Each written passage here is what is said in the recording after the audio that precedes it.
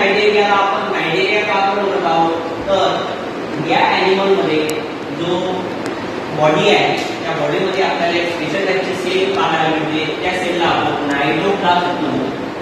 या ॲनिमलच्या बॉडीमध्ये आपल्याला नायट्रोब्लास्ट नावाची सेल पाहायला मिळते. त्यामुळे याला नायजेरिया फायलम म्हटलेले आहे.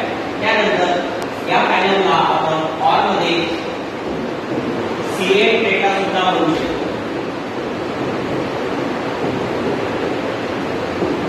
सिरेट टेटा फायलम सुद्धा म्हणतो, कारण की या ॲनिमलच्या बॉडीमध्ये आपल्याला कॅव्हिटी पाहायला मिळते. जशी की तुम्ही या डायग्राम मध्ये बघू शकता की आपल्याला या ठिकाणी कॅव्हिटी पाहायला मिळत आहे. ही जी कॅव्हिटी दिसत आहे या कॅव्हिटीला आपण सिलेट टेरॉन किंवा सिलेट टेरॉन म्हणतो. त्यामुळे आपण या फायलमला ऑरमध्ये सिलेट टेटा फायलम सुद्धा म्हणतो. तर नायजेरिया फायलम मधले जे ॲनिमल आहे ते मोस्टली मराईन ॲनिमल राहतात. Mostly animal are marine in nature.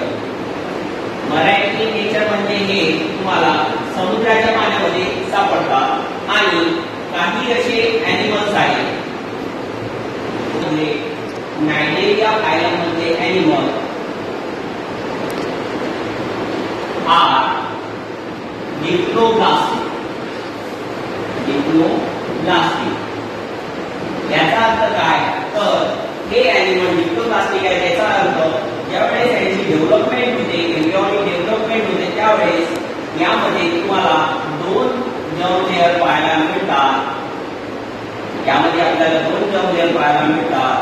अशा ॲनिमलला आपण डिप्लोब्लास्टिक म्हणतो. म्हणजे एखादी दोन जर्म लेअर कुठली आहे तर फर्स्ट जर्म लेअर आहे आपली एक्टोडर्म आणि दुसरी जर्म लेअर जी की आतमध्ये आहे त्याला आपण म्हणतो एंडोडर्म.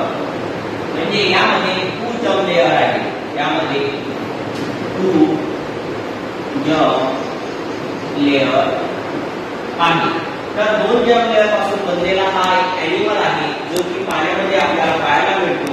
म्हणून या ॲनिमलला आपण डिप्लोब्लास्टिक ॲनिमल म्हणतो.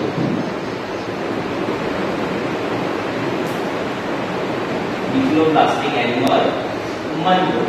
त्यानंतर याचे एक्झाम्पल आपण बघू. बघा याचे दोन एक्झाम्पल आहेत. एक आहे हायड्रा आणि दुसरा आहे जेलीफिश. तर हायड्रा हा एका फॉर्म मध्ये राहतो. तर तो जो फॉर्म असतो त्याला आपण पॉलीफॉर्म असे म्हणतो. पॉलीफॉर्म. आणि दुसरा एक जो फॉर्म आपल्याला नायजेरिया मधला पाहायला मिळतो त्याचा एक्झाम्पल आहे जेलीफिश. त्याला आपण अरे मेडुसा फॉर्म म्हणतो. Medusa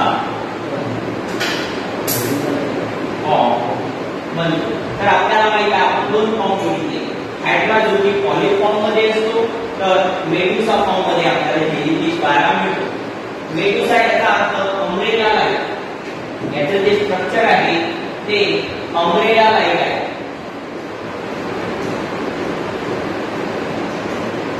umbrella like. तर पॉलीफॉर्म हे तुम्हाला सिलेंड्रिकल फॉर्म मध्ये पाहायला मिळते. पॉलीफॉर्म हे सिलेंड्रिकल म्हणजे सिलेंडर लाईक स्ट्रक्चर आपल्याला पाहायला मिळते. म्हणून हे सिलेंड्रिकल शेप मध्ये आपल्याला हे ॲनिमल पाहायला मिळते. तर त्याचे एक्झाम्पल आहे हायड्रा. आणि पॉलीफॉर्म मधले जे ॲनिमल्स आहेत ते मोस्टली सेसाइल राहतात. सेसाइल राहतात याचा अर्थ काय तर ते समुद्राच्या तळाशी कुठल्या तरी हार्ड सरफेसला अटॅच असतो. हार्ड सरफेसला अटॅच असतो म्हणजे ते मूव्ह होऊ शकत नाही. त्या ठिकाणी स्टेबल राहतात. अशा ॲनिमलला आपण सेसाइल ॲनिमल म्हणतो. तर मेडुसा फॉर्म मधले जे ॲनिमल्स आहेत ते पाण्यामध्ये फ्री स्विम करतात. म्हणजे फ्री स्विमिंग फॉर्म मध्ये राहतात. Free swimming form. Free swimming याचा अर्थ पाण्याबरोबर ते कोणत्याही जागेवर मूव्ह करू शकतात, फिरू शकतात. म्हणून त्याला फ्री स्विमिंग फॉर्म म्हणतो. आणि फ्री स्विमिंग फॉर्मलाच आपण मेडुसा फॉर्म सुद्धा म्हणतो. तर त्याचे एक्झाम्पल आहे जेलीफिश आणि अरेलिया. तर पॉलीफॉर्म म्हणजे सेसाइल फॉर्म याचे एक्झाम्पल आहे हायड्रा जे की सिलेंड्रिकल फॉर्म मध्ये पाहायला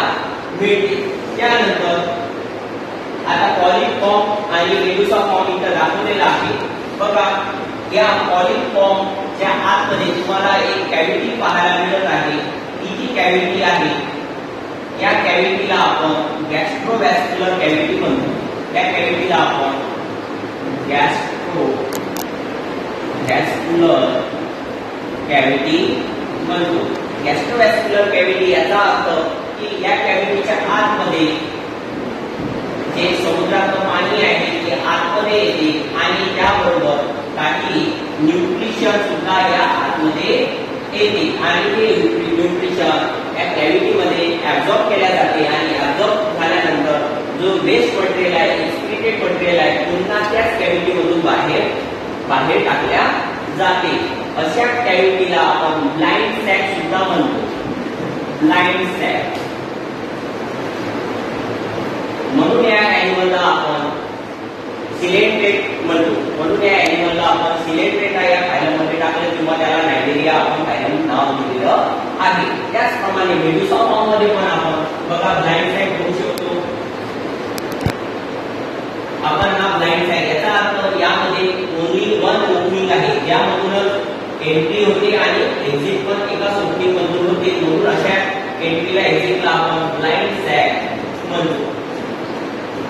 त्यानंतर हे ॲनिमल पाण्यामध्ये आपल्याला पाहायला मिळतात. मराठी ॲनिमल आहे. त्यानंतर या ॲनिमलचे एक्झाम्पल इथे दाखवलेलं आहे, जेलीफिश आणि हायड्रा. तर जेलीफिशची जी बॉडी आहे तुम्ही जरा टॉप व्ह्यूला बघितली असेल तर यावर आपल्याला प्लेट्स पाहायला मिळत आहे. खूप साऱ्या प्लेट्स पाहायला मिळत आहे. या प्लेट्स पुढे याला आपण फॉर्म जेली सुद्धा म्हणत आहोत. फॉर्म जेली सुद्धा म्हणत आहोत. त्यानंतर हा जो ॲनिमल आहे नायजेरिया फायलम मध्ये जे ॲनिमल आहे ते आपल्याला रेडियल सिमेट्री दाखवतात. रेडियल सिमेट्री एंडोप्लास्ट ॲनिमल आपल्याला रेडियल सिमेट्री दाखवतात. रेडियल सिमेट्री याचा अर्थ असा की आपण जरा या ॲनिमलला सेंटर मधून दुभागले असतात तर याचे दोन समान भाग आपल्याला पाहायला मिळतात. अशा पार्टिशनला आपण रेडियल सिमेट्री म्हणतो. तर रेडियल सिमेट्री दाखवणारा जर क्वेश्चन असेल तर त्यामध्ये आपण ॲनिमल घेतो नायजेरियम फायलम मध्ये. नायजेरियम फायलम मध्ये जसे की अरेनिया, ज्याला आपण जेलीफिश म्हणतो. तर जेलीफिश हा रेडियल सिमेट्री दाखवतो. म्हणजे आपण याला सेंटर मधून दुभागले असतात तर याची किती पण समान भाग आपण करू शकतो. म्हणून याला रेडियल सिमेट्री म्हणतात. त्यानंतर हा ॲनिमल डिप्लोब्लास्टिक आहे. डिप्लोब्लास्टिक म्हणजे तर दोन जर्म लेयर पासून बनलेला असतो. तर दोन जर्म लेयर, एक एक्टोडर्म तर दुसरा एंडोडर्म. त्यानंतर हा ॲनिमल रिप्रोडक्शन करतो. हा ॲनिमल रिप्रोडक्शन करतो. रिप्रोडक्शन हा दोन प्रकारे करतो. पहिला जे प्रकार आहे त्याला म्हणतात असेक्शुअल रिप्रोडक्शन आणि दुसरे जे रिप्रोडक्शन आहे त्याला म्हणतात सेक्शुअल रिप्रोडक्शन. तर यामध्ये हा जो हायड्रा आहे हा असेक्शुअली रिप्रोड्यूस होतो. असेक्शुअली रिप्रोड्यूस होतो.